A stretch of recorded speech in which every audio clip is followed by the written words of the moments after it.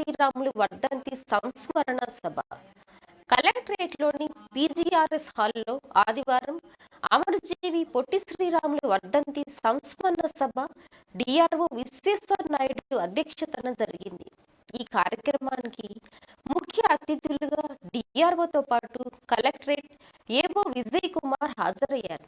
ఈ సందర్భంగా డిఆర్ఓ విశ్వేశ్వర నాయుడు మాట్లాడుతూ, అప్పట్లో ప్రత్యేక ఆంధ్ర రాష్ట్రం కోసం వరుసగా 58 రోజుల పాటు నిరాహార దీక్ష చేసి చివరికి డిసెంబర్ 15వ తేదీన ప్రాణాలర్పించిన మహనీయులు అమరజీవి శ్రీ పొట్టి శ్రీరాములు తెలుగు వారందరికీ ఆదర్శనీయమని కొనియాడారు.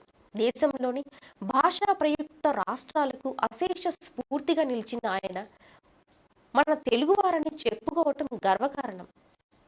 అంతటి మహోన్నతమైన స్వాతంత్ర సమరయోధులు అమరజీవి పొట్టి శ్రీరాముల త్యాగాన్ని ఈరోజు తెలుగువారందరూ స్మరించుకోవాల్సిన అవసరం ఎంతైనా ఉందన్నారు.